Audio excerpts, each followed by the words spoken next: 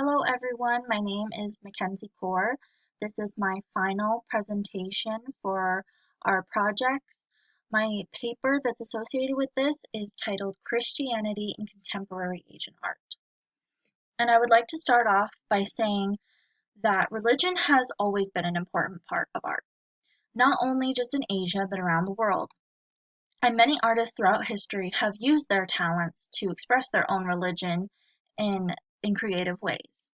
And this class has taught me that Asian art is not only centered on religions that I expected to learn, such as Buddhism, Hinduism, or Islam, but Christianity as well, which I found very intriguing.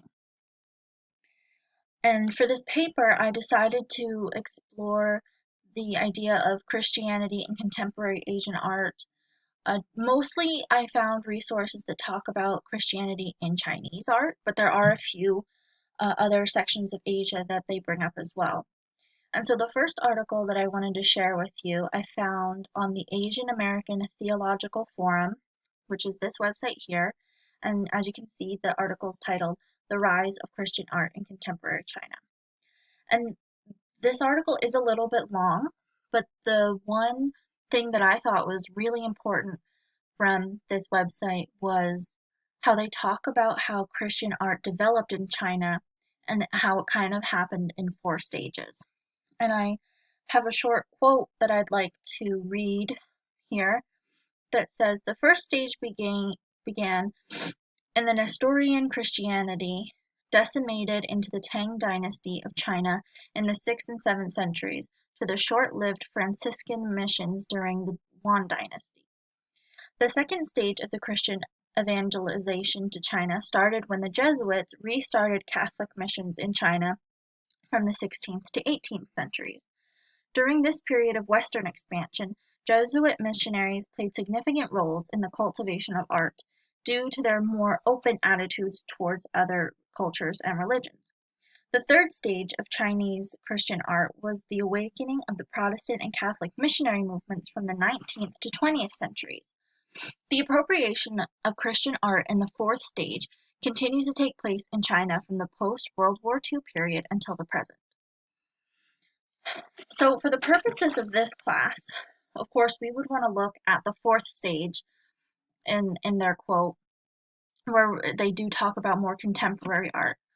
And some of the examples of the works of art that are on this website I found interesting. And the first one is called The Parable of the Blind. This is from 2016 and it was done by the Gao brothers. This piece is made from iron and it's a life-sized piece, so you can imagine how large this would be. And the Gao brothers are based in Beijing, China, and they created this piece because they were inspired by the painter Peter Bruegel, who created a similar work.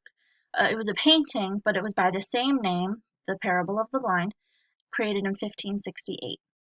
And the theme, according to the website that the Gao brothers wanted to provoke, is that the totalitarian society around them was very faulty, and that this piece is significant because it's about the blind leading the blind, which is a parable told by Jesus in the Bible found in Matthew 15:14. So you can kind of see how they would think that the blind leading the blind would also be applicable to the society around them if they're not agreeing with how it's being run. Another example of a contemporary work would be this one, titled Lost Lamb by Zhu Juyang.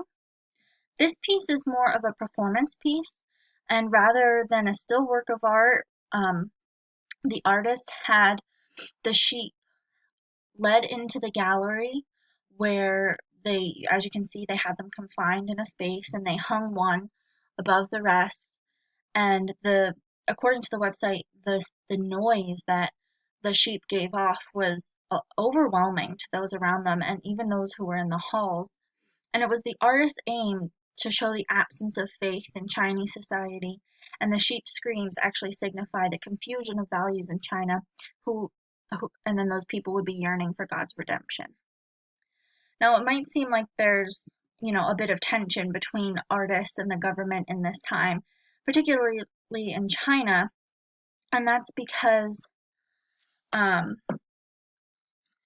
there was a lot of um, tension because there was quite a lot of political inequality and injustices, and the people were trying to speak up about those issues. So, according to another website that I have, there's an article titled Contemporary Chinese Art and Christianity. Um, and in that article, the authors, Zhao and Camden, discuss the relationship between Chinese culture, contemporary art, and Christianity. So that was another great website for my topic. And they kind of explain the blending of these elements, how it's not always welcomed by the government. And they wrote the following: Chinese artists inherited communist idealism regarding social change. With the waning of momentum of the errant Cultural Revolution, they perceived an imminent positive turn in national evolution. The catalyst for this new hope was thought to be the hybridization of Western innovation with Chinese traditional philosophy and culture. So you can see that there's a great time of turmoil, specifically in China, with the government and the artists. And actually, there's an example of an exhibition from 1989, an avant garde exhibition, which was the first national scale Chinese contemporary art exhibition. And the police actually ended up shutting down this exhibition and then kind of forcing the Chinese art world and the creators to go underground to make their art. And because the government was had to approve any kind of public exhibition that would be going on, and they already didn't approve of this type of art, so it made it very difficult for those artists. But eventually, they were able to break the ceiling and come out around 2007. That was a time when Christian Chinese artists began to like emerge on the scene more. And um, to talk a little bit more about that specific art from that time, I, it's it's different than other Christian art that you might be familiar with from other art history classes because their work is more interpretive. It has multiple meanings and layers found in each work, and the use of Western Christian symbols didn't always work in Chinese art. I'm not saying that they didn't use them, but they definitely tried to come up with their own symbols and meanings, and um, just they didn't feel that the traditional symbols that you might have found in Renaissance paintings, that they didn't necessarily relate to the contemporary issues or values of the Chinese culture. Though there are artists who definitely mix the Western symbols and the Chinese symbols and make it, they use mixed media and they have a contemporary art piece. And one artist that I would like to talk about that did that I discovered during this course is Dr. He Qi. I hope I'm saying that right. He is an Asian Christian artist, um, and he's very well established, and he's had his work exhibited in many galleries around the world. And to me, his art is most interesting because of the vivid color, which you can see here.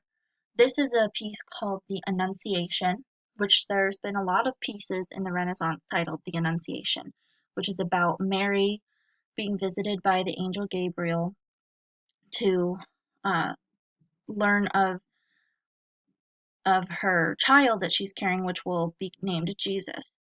So we can see those themes here in this piece, and we can see those vivid colors, but we also notice that the shapes of these figures are kind of strange. They're disproportionate, and in a way, they kind of remind us of Pablo Picasso's work in Cubism, where things are very distorted and colors are sectioned off, like on this nose here. Instead of it being a nice shading nose with a round tip, it's just broken into sections and shaded differently. Um, so through this, I hope that you can see that Christianity has played a large part in the development of political, religious, and artistic beliefs of people all over Asia. Though it's not the most popular religion in Asia, it has still influenced many artists over the years. And though there was tension because of the Cultural Revolutionary time period, that's definitely changed the way Asian artists express themselves. they still manage to create wonderful, beautiful pieces that are meaningful. And I'm interested to see how Asian artists represent their beliefs and their ideals in the future with new methods and technologies. Thanks for listening.